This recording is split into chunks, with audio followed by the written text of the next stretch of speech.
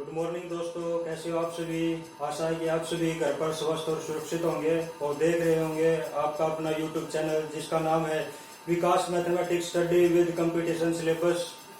अपनी जो पिछली वीडियो हैं वो काफ़ी अच्छी रही हैं और आने वाली वीडियो भी हमारी अच्छी रहेंगी, ये आशा है। आप सभी चैनल को सब्सक्राइब करते रहें, लाइक करते रहें और शेयर करते रहें, ये हमारी आपसे रिक्वेस्ट है। और वीडियो को शुरू से लेकर अंत तक जरूर देखें। चलो आज शुरू करते हैं अपना एक टॉपिक जिसका नाम है अर्थमेटिक प्रोग्रेशन समानांतर श्रेणी। तो सबसे पहले हमें पता होना चाहिए कि भाई अर्थमेटिक प्रोग्रेशन कैसे होता है, किस प्रकार से हम उसका पता चलेगा कि ये एपी है। इसको शॉर्ट फॉर्म में बोल देते हैं एपी। जैसे आपके पास कोई संख्या है, कुछ नंबर है 1, 3, 5, 7, 9 एंड अप ऑन टू। मतलब क्या है कि जो पहला नंबर है और जो दूसरा नंबर है, इन दोनों के बीच का जो डिफरेंस है, यानी ये जो डिफरेंस है वो कितना है 2। तीसरे नंबर और दूसरे नंबर का भी डिफरेंस क्या है 2। चौथे और तीसरे नंबर का भी डिफरेंस क्या है 2। अगर सभी संख्याओं के बीच में अगर कॉमन डिफरेंस क्या हो, सेम हो, तो वो किसको शो करता है, एपी को शो करता है कि भी वो क्या है, एपी है। जैसे अभी इसमें क्या होता है कि भाई हम अगर कुछ संख्या दे रखी है उससे हम क्या कर सकते हैं। जैसे हमें कुछ संख्या दे दी स्टार्टिंग में और पूछ ले कि भाई 100वीं संख्या क्या होगी, 10वीं संख्या क्या होगी। इस प्रकार से हम पता लगा सकते हैं कि भाई वो 10वीं संख्या या 100वीं संख्या किस प्रकार है और कौन सी संख्या है वो। जैसे हमने दे दिया, अगर यदि हमें लास्ट टर्म निकालनी है, अगर लास्ट टर्म निकालनी है हमें, तो उसके लिए एक फार्मूला होता है, इसको बोल देते हैं टी एन। लास्ट टर्म निकालने का A plus N minus 1 into D. D क्या है, जो कॉमन डिफरेंस होगा, और ए क्या है, जो फर्स्ट टर्म होगी, यानी ये होगी फर्स्ट टर्म। डी क्या हो गया, कॉमन डिफरेंस। कॉमन डिफरेंस इसको बोल देते हैं कॉमन डिफरेंस। जैसे 3 में से 1 घटा दिया, 5 में से 3 घटा दिया, 7 में से 5, उस प्रकार से जो दो हमें जो रिमेन बचा था वो क्या होता है, कॉमन डिफरेंस। ठीक है। एन क्या होता है, नंबर ऑफ टर्म। जैसे हमें पूछ लिया कि भाई 10वीं संख्या क्या होगी, जैसे ये क्वेश्चन दे दिया 1, 3, 5, 7, इस प्रकार से हमें पूछ लिया कि 10th टर्म क्या होगी, तो 10वीं टर्म बतानी है हमें। फर्स्ट टर्म क्या होगी, यानी ए तो हो जाएगा 1 और डी क्या हो जाएगा इन दोनों के बीच का, यानी 3 - 1 2। तो 10वीं टर्म यानी एन की वैल्यू कितनी है 10। तो इसमें पुट करेंगे तो T10 निकाल देंगे हम, तो वो क्या हो जाएगा, फर्स्ट टर्म है 1 प्लस, अगर 10 में से 1 घटाएंगे तो कितना हो जाएगा 9, गुणा में डिफरेंस कितना है 2, तो ये कितना हो जाएगा 9 दूनी 18 और 1 19। यानी कि जो हमारी 10वीं संख्या होगी इस सीरीज की, यानी कि इस एपी की, वो क्या होगी 19। इस प्रकार से सोल्व करेंगे।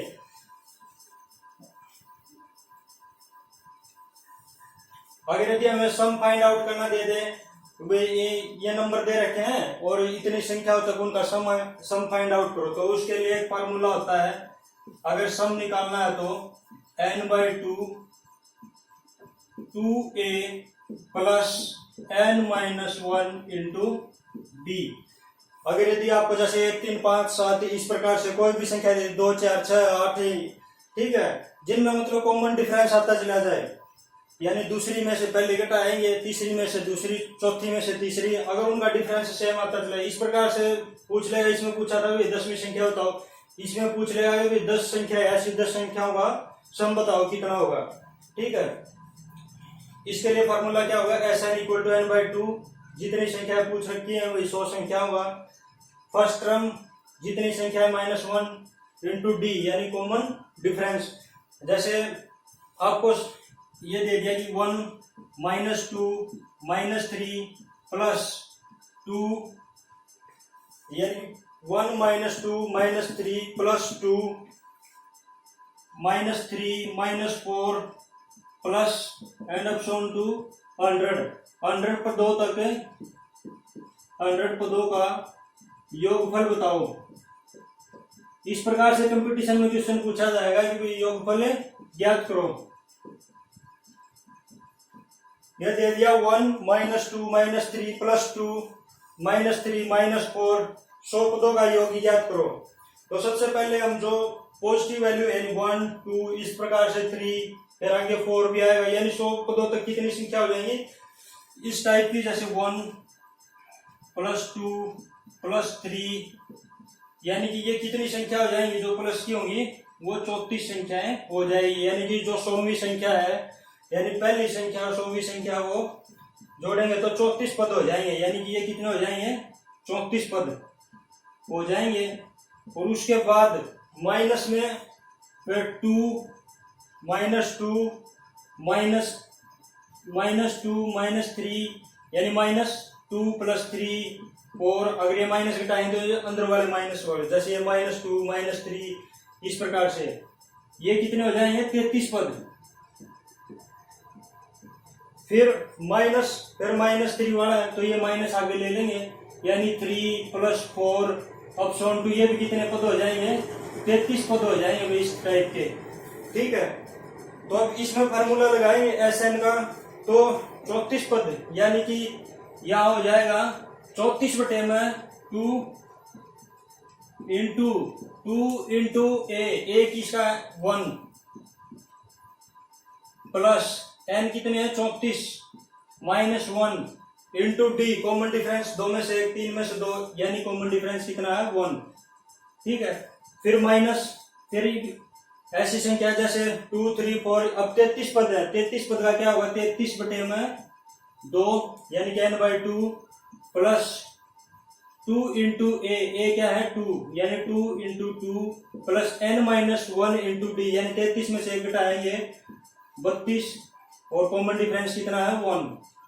फिर इसका माइनस, ये भी 33 पद है तो 33 बटे 2 प्लस 2 इंटू 3 प्लस 33 - 1 32 और कॉमन डिफरेंस कितना है 1। तो इस प्रकार से करेंगे, यानी कि ये कितना हो जाएगा 34 बटे में 2 33 की और 1 की गुणा 33 और 2 35 माइनस 33 बटे 2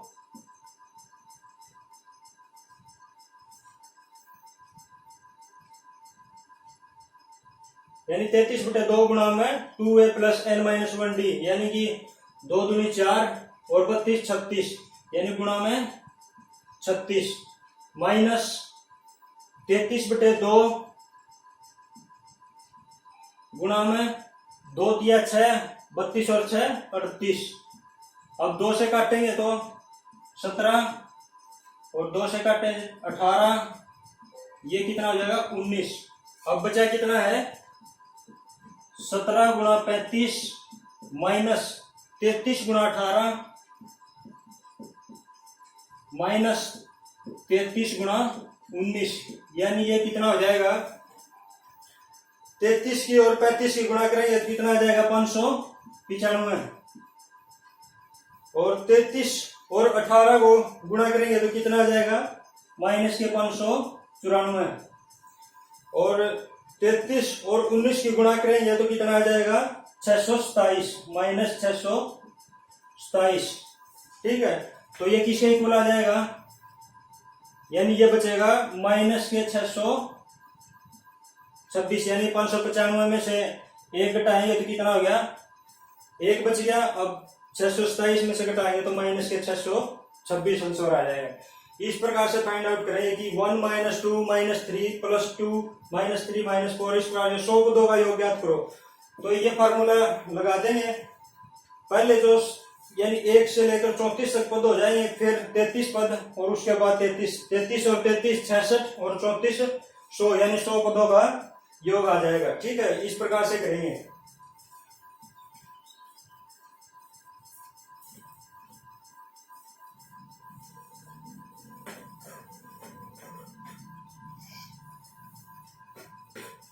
आपको दे दे भी 300 से 600 के बीच 4 से विभाजित कुल पदों की संख्या ज्ञात कीजिए। यानी कि ये दे दिया कि भाई 300 से 600 के बीच 4 से विभाजित 4 से विभाजित जितने भी कुल पद हैं, कुल पदों की संख्या ज्ञात करो। कुल पदों की संख्या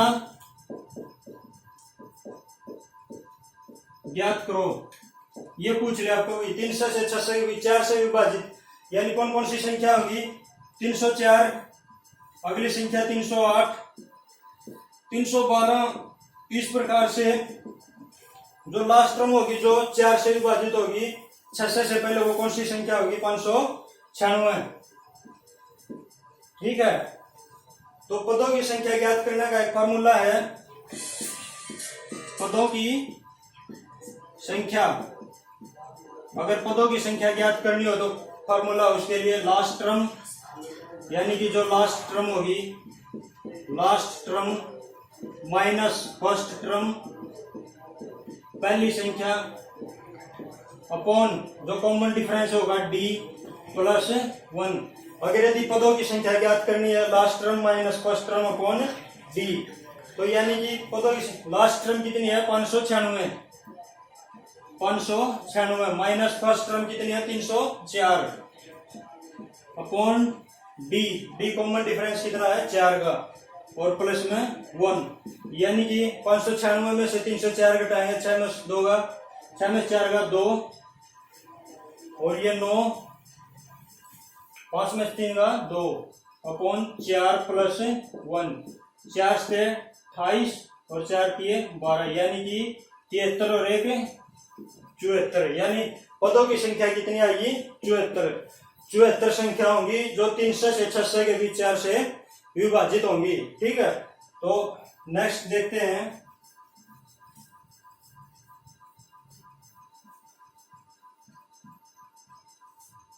एक होता है अर्थमेटिक मीन।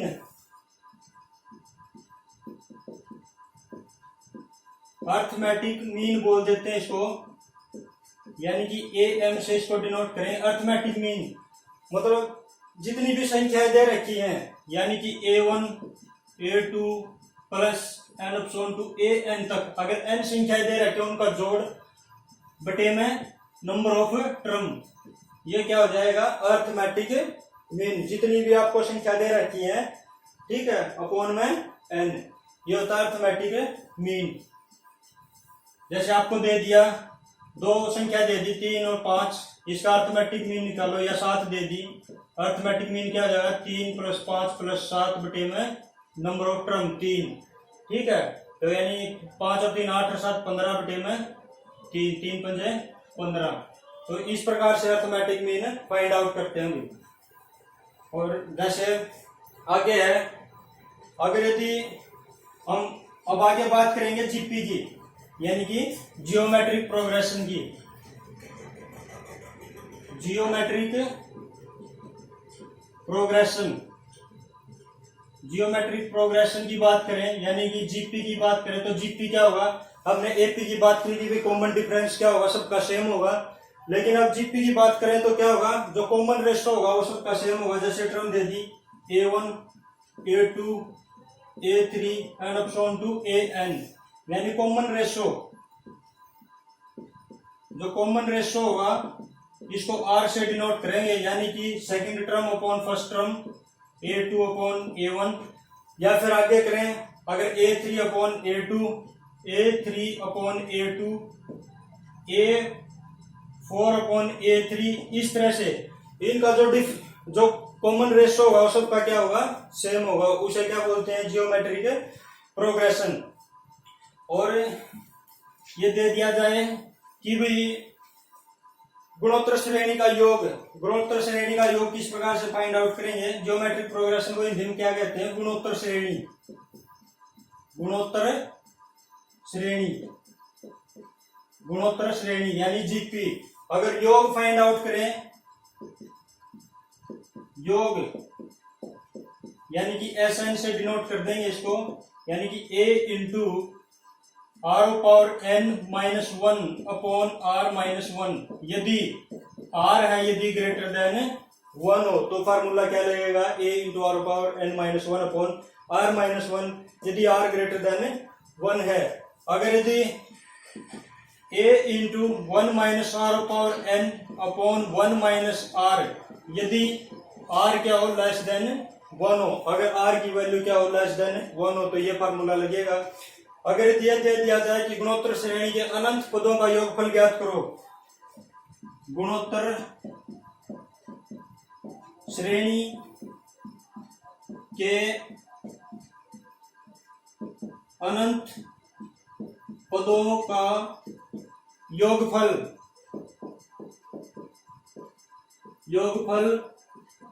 ज्ञात करो, यानी कि इनफाइनाइट नंबर ऑफ टर्म है, इनफाइनाइट नंबर ऑफ टर्म है, उनका योगफल ज्ञात करने के लिए पूछ लेगी कि गुणोत्तर श्रेणी के अनंत पदों का योगफल ज्ञात करो। उसके लिए फार्मूला क्या होगा, s infinitive a upon 1 minus r, r क्या है common ratio a first term, ठीक है। जब क्या होगा, जब r होगा वो लेस देन क्या होगा 1, यानी कि s infinitive is equal to a upon 1 minus r, ठीक है। यानी कि जीपी का योग a r power n minus 1 upon r minus 1 यदि r ग्रेटर देन 1 है, अगर r लेस देन 1 है तो ये फार्मूला होगा। अगर अनंत पदों का योगफल ज्ञात करना हो तो s infinitive equal to a upon 1 minus r, ठीक है। इसका एक क्वेश्चन लेंगे, जैसे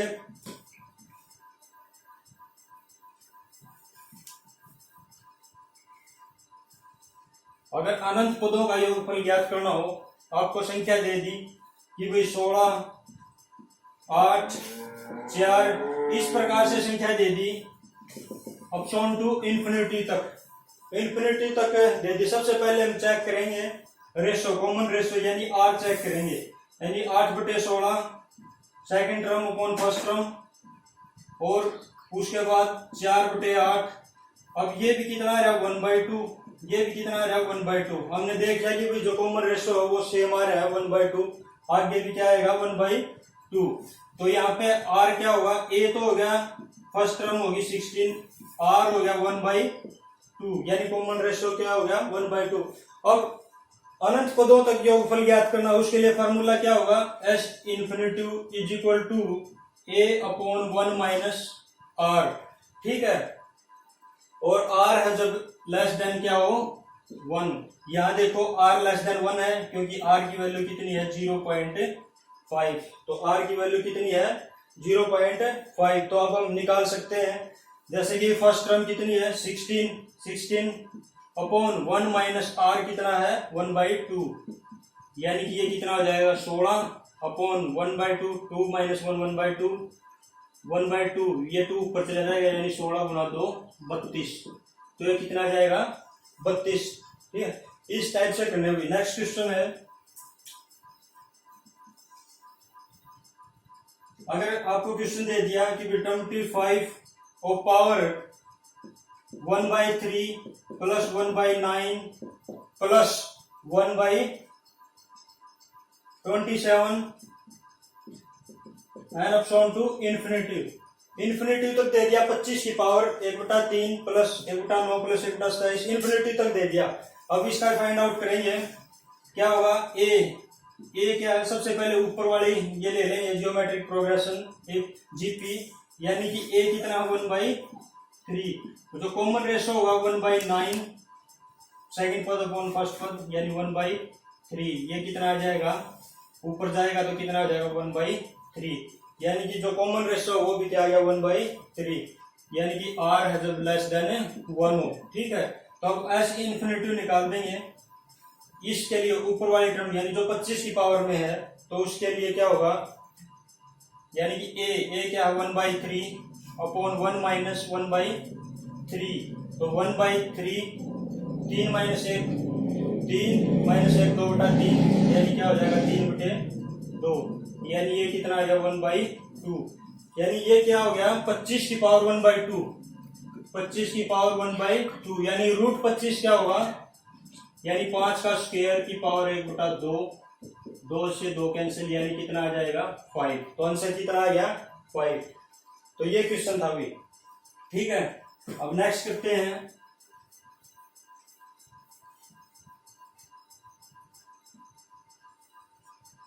एक होता है गुणोत्तर माध्य, यानी ये तो अर्थमेटिक मीन निकाला था, अब इसमें एक है गुणोत्तर माध्य निकालते हैं। गुणोत्तर माध्य, गुणोत्तर माध्य क्या होगा, यानी जीएम बोल देते हैं इसको, जीएम जियोमेट्रिक मीन। तो गुणोत्तर माध्य में क्या होगा, जैसे संख्याएं हैं a1 into a2 a3 power 1/3, यानी तीन संख्याएं 1/3, या a1 a2 and up to an तो पावर 1/n। अब तीन संख्याएं हैं तो a1 a2 a3 पावर 1/3। ठीक है, जैसे संख्या ले ली भाई 3 9 27 की पावर 3, ये हो जाएगा 3 इंटू 3 का स्क्वायर इंटू 3 पावर 3 ओ पावर 1/3, यानी 3 की पावर कितनी होगी, 3 2 5 1 6, 3 की पावर 6 की पावर 1/3, तो 3 दूनी 6, यानी 3 का स्क्वायर इज इक्वल टू 9। इसको बोलते हैं गुणोत्तर माध्य। ठीक है, गुणोत्तर माध्य इस प्रकार से निकालते हैं भाई। नेक्स्ट है, आपको एक क्वेश्चन दे दिया जाए, एक गेंद को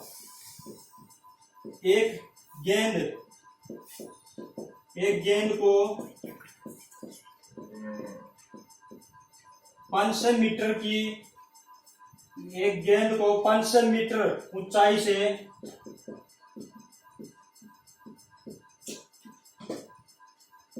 से नीचे फेंकने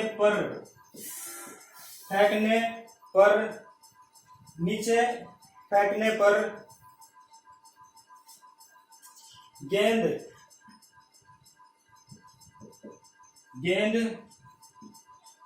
धरती से टकराने पर प्रत्येक बार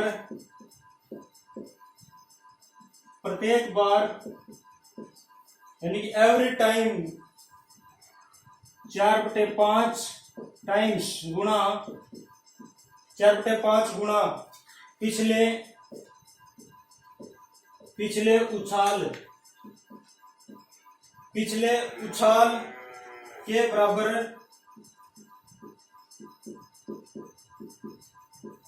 बराबर की तुलना में उछलती है।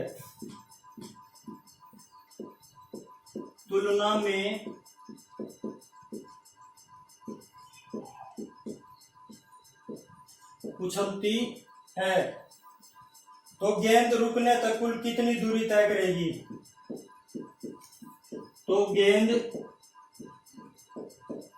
रुकने तक कितनी दूरी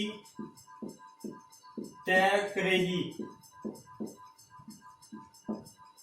ये है एक गेंद को, यानी कि ये गेंद है कोई, इसको धरती पर फेंक दिया, यानी 500 मीटर की ऊंचाई से यहाँ टच करने के बाद ये क्या करती है, 500 का 4/5 गुणा, यानी कि 400 मीटर ऊपर जाती है, और फिर यहाँ 400 मीटर हाइट से, अब जो ये 400 मीटर है, 400 मीटर से फिर नीचे आती है, फिर 4/5 गुणा, यानी कि 400 का 4/5 कितना होगा, 320, फिर यहाँ 320 से नीचे आती है, फिर ऊपर जाती है, इस प्रकार से। ठीक है, ये पूछ रहा है कि भाई गेंद रुकने तक, यानी गेंद रुकने तक वो कितनी दूरी तय करेगी। तो इसमें क्या होगा, जो एक कंप्लीट चक्कर यहाँ आगे पूरा होता है, यहाँ आई फिर यहाँ तक गई, यहाँ एक पूरा हो गया, फिर इस साइड से 400 नीचे भी, 320 ऊपर की, फिर एक चक्कर यहाँ पूरा हो गया, तो यानी 500 और 400 कितना हो गया, 900। फर्स्ट टर्म क्या होगी, 900, सेकंड टर्म 400 और 300 720। इस प्रकार से वो इन्फिनिटिव टर्म्स तक वो जारी है उछलती हुई, तो वो अंत में कितनी दूरी तय करेगी ये बताना हमने भाई।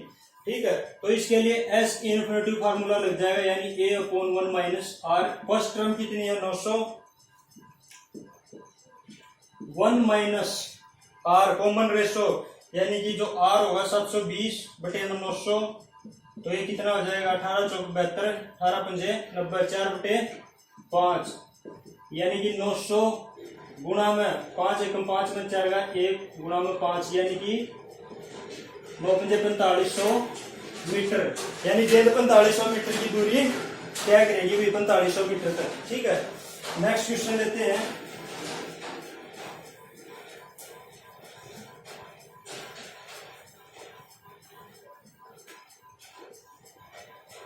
नेक्स्ट क्वेश्चन ले लिया, समकोण त्रिभुज की भुजाएं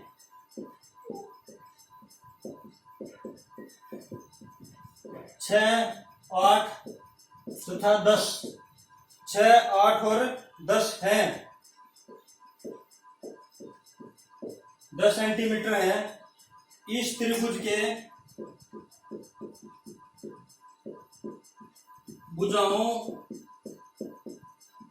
भुजाओं के मध्य बिंदुओं को मिलाने से एक नया समकोण त्रिभुज बनता है। एक नया क्या बनता है? समकोण त्रिभुज बन जाता है। यह प्रक्रिया अनंत बार दोहराएगी। यह प्रक्रिया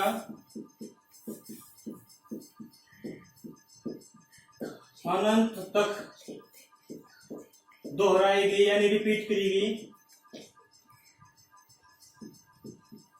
दोहराएगी। ठीक है, तो इस प्रकार बने त्रिभुज का कुल क्षेत्रफल क्या होगा? इस प्रकार बने त्रिभुज का क्षेत्रफल ज्ञात करो। मान लिया ये एक समकोण त्रिभुज है, इसका विकर्ण क्या है?